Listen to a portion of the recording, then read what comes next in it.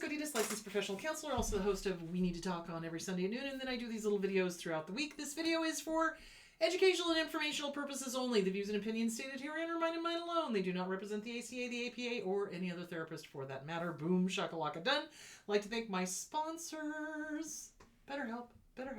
BetterHelp.com/Chris Godinez. They're an online therapy company. They are international. Just go on to BetterHelp.com/Chris Godinez. Fill out a questionnaire. They will place you with a licensed professional therapist in your state, or if you're in another country, one that can do outside of the United States. Like I said, I've gotten really good feedback from the people using them. So thank you. BetterHelp.com/Chris Godinez. Okay. Well, it's warmed up finally. So Sunday was really cold. Monday was a little chilly, but finally Wednesday, it's nice. So anyway, hello. So today's question is, what helps you to honor yourself and validate your judgments to communicate to a limit for yourself to another? Often I get so stuck in formulating a response that doesn't come off as mean. Well, here's the deal, guys. No is your friend. No is your friend. And no is a complete sentence. You do not need to explain your no to anyone. Now, to an abuser, no is going to come off mean, no matter how nicely you put it. Seriously, no matter how nicely you say no, or you describe your limits, or you say, this is what I will not put up with, they are going to be like, oh, you're so mean, because they are users and they don't like the word no, and they don't like limits, and they don't like boundaries, and they don't like strong, standing up for yourself. So it is going to feel mean. You've got to stop overthinking it. You're overthinking it. No is your friend. And that's how I want you to look at it.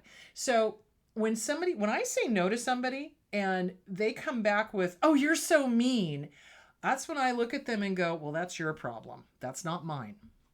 If you think no is mean, that is your problem. So I've gotten to the zero bleeps to give. I'm serious. I've reached the point in my life where I have zero bleeps to give. And if somebody does not respect a boundary, that is an immediate ejection out of the game. It is. So boundaries are there for your protection. The word no is there for your protection. Limits are there for your protection. So when you're describing to somebody something that you won't put up with, like point blank, I won't put up with name calling. I won't put up with gaslighting. And if somebody tries to gaslight me, oh, mother clucker, I call them out on it. I do. That's gaslighting. You want to try that again? Woo, backpedal. Because they know I am not unmessable with, and use the F word for that one. You know what I'm saying? So, I'm unmessable with. It's like, I see that pink elephant. I know what it's doing in the corner of the living room, and I'm not going to pretend it's not there. You can pretend in your little crazy delusional land all you want, but I am not playing your game. Do you see where I'm going with that? So you've got to be strong, certainty.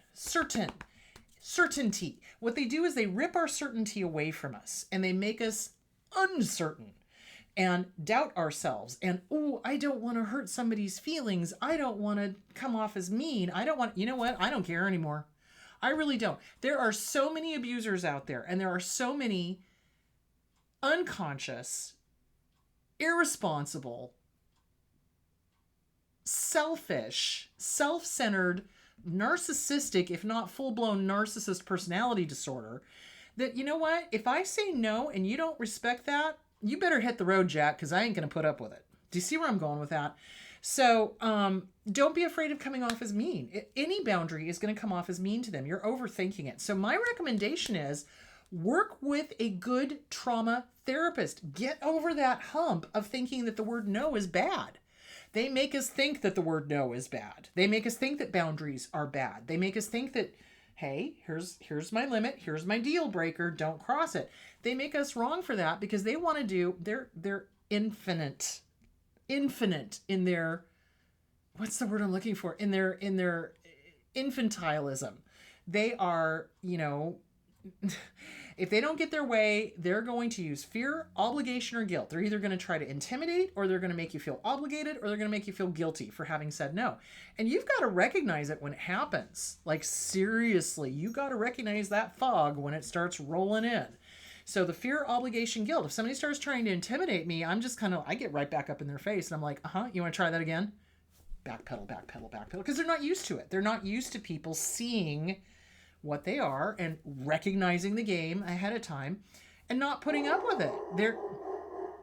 Thank you, Lucky. He's barking. Anyway, they are used to bullying, and they're used to intimidating, and they're used to, and if that doesn't work, then they flip the script. But why are you being so mean to me? Crocodile tears, crocodile tears. Oh, go screw yourself. Seriously. It's like they do that whole feel sorry for me because I've crossed a boundary. You've now reinforced the boundary, but I'm going to make you wrong for reinforcing the boundary.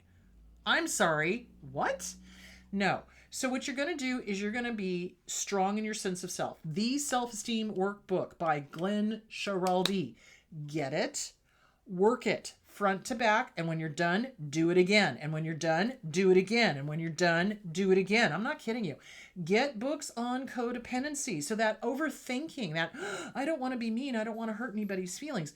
Guys, I hate to break it to you, but true narcissists, true dark triads don't have feelings to hurt. They do not feel the way we do. They do not process emotions the way we do. Everything is an object, like this pen, to be used. We have no more meaning to them than that. And when the ink runs out of the pen, when the ink runs out of the object, when the usefulness of the person is now gone, boop, the pen gets tossed.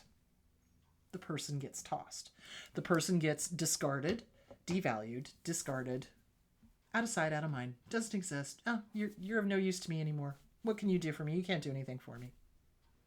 That ain't normal, people. That ain't normal on any level.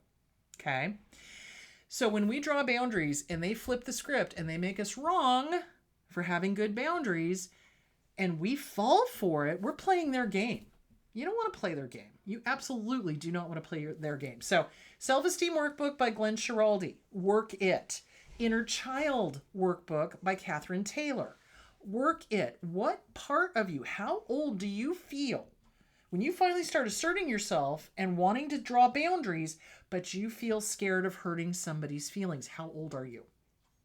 Emotionally, how old are you? It's so funny. I'll ask my clients that question and they'll be like, oh, I'm 48. And I'm like, okay, deep breath. Emotionally, how old do you feel when you start freaking out about saying no? Or how old do you feel when you start freaking out about drawing boundaries? That's the age you got to work on. So do the Inner Child Workbook, either by Catherine Taylor or Lucia Cappuccioni. I don't care which one you pick. I don't care if you pick somebody else. Just do an Inner Child Workbook that's going to help you process what the heck's going on. Why are you freaking yourself out over your God-given right to say no? Okay? You have a right to say no. You do. You have a right to draw boundaries. You do. And anybody who says otherwise to you probably should be out of your life. So there is that. Let me make sure I answered that question. Okay, what helps you honor yourself? Okay, so what helps me honor myself in saying no and not overthinking it is working the work, getting a therapist. Get with a good trauma therapist. Work the books that I recommend. I'm not just whistling a tune when I say that. It's like the Self-Esteem Workbook. Work it daily, half an hour a day. Get The Disease to Please or some other book on codependency. PM Melanie, Melanie Beattie. Who else has done it? There's been tons of books on codependency. Get one of those books, read it. Inner Child Workbook, Catherine Taylor or Lucia Cappuccioni or whoever else has written a book on inner children. That's good. Get it, read it, work it. Make it a part of your life. Mirror work like a boss. Hi, good to see you. Have a great day. You know what? It's okay to draw boundaries. It's okay to say no. And no, you are not being mean. You are being honoring yourself. And it's okay. And then you walk out. So you work on that. You give yourself permission to say no. All right, kiddos. I think that is it for today. I will answer the next question on Friday. And I will be talking about on Sunday, I'm going to be talking about why it's a good idea to get a therapist. White knuckling it by yourself versus getting a therapist to be like your accountability partner. So, all right, my loves, you guys go have a great rest of your week, and I will talk to you again on Friday.